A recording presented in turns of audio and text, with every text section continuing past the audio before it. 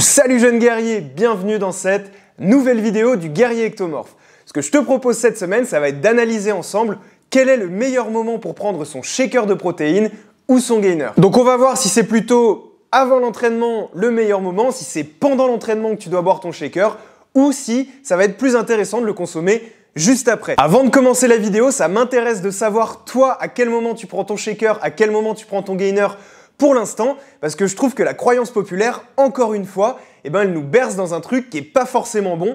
Donc voilà, écris-moi ça en commentaire. Pendant ce temps, je te balance l'intro et on se retrouve juste après pour commencer.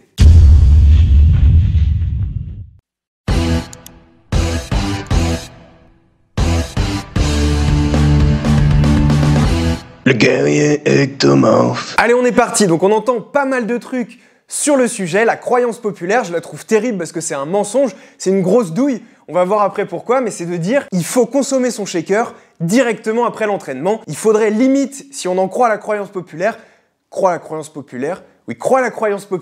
il faudrait limite ouvrir, paf, son shaker quand t'es dans le vestiaire de la salle de sport.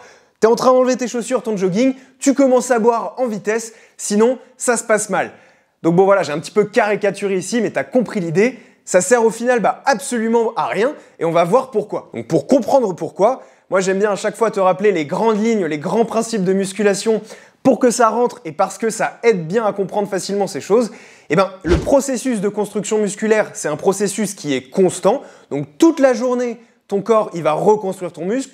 Toute la nuit, ton corps il va reconstruire ton muscle. Il faut un petit peu l'imaginer comme une machine qui fonctionne sans cesse et qui va utiliser du charbon, donc les protéines, pour pouvoir reconstruire le muscle. Donc s'il n'y a pas de protéines, il ne va pas pouvoir le reconstruire.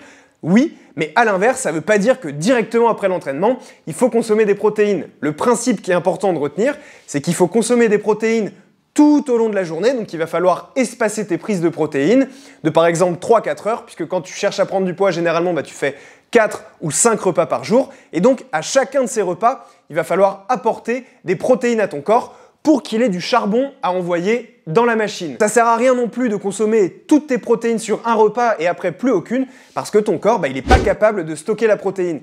C'est pas comme les glucides, c'est pas comme l'énergie qui peut stocker pour utiliser plus tard. Les protéines, tout ce qui n'est pas synthétisé, tout ce qui n'est pas utilisé, ça finit aux toilettes.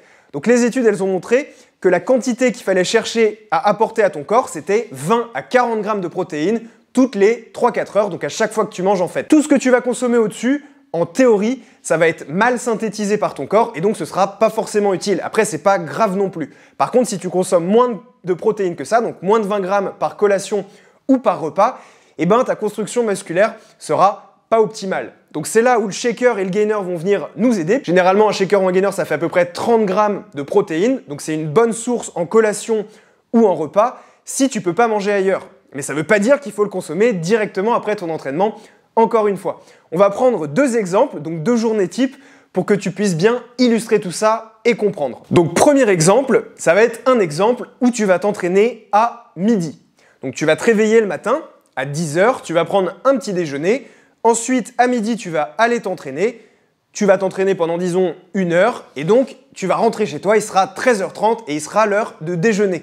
Donc à ce moment-là, tu as pris ton petit déjeuner à 10 h, c'est l'heure du déjeuner, il est 13h30, ça fait 3h30, c'est donc parfait. Tu vas consommer protéines petit déjeuner, protéines déjeuner, et il n'y a pas de shaker après l'entraînement.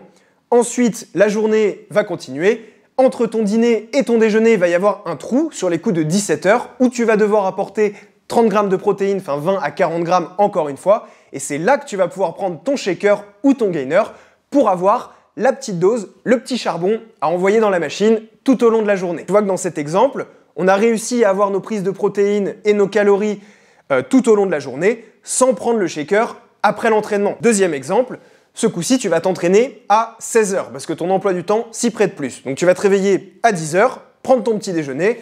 Ensuite, sur les coups de 13h30, tu vas prendre ton déjeuner. Tu vas aller t'entraîner à 16 h. Ton entraînement va encore une fois durer 1h30, donc jusqu'à 17h30. Et là, ça fera presque 4 heures que tu n'as pas mangé. Donc là, ça va être intéressant de prendre ton shaker juste après ton entraînement. Bien sûr, juste après ton entraînement, je ne te dis pas de l'ouvrir quand tu es dans les vestiaires. Tu as le temps de rentrer chez toi tranquillement. Mais à ce moment-là, il faudra que tu te fasses ton shaker et que tu le consommes. Tu as compris là dans les deux exemples que en fait, ton shaker ou ton gainer, le moment de la journée où tu vas le consommer, il n'a pas vraiment d'importance. Ce qui est important, c'est d'amener ces protéines toutes les 3-4 heures, quel que soit ton emploi du temps. Donc ça veut dire que toi, par exemple, si tu as des trucs à faire dans la journée et que tu peux par exemple pas prendre ton déjeuner, pas prendre ton dîner, pas prendre le petit déjeuner, et ben tu peux le remplacer par ton gainer.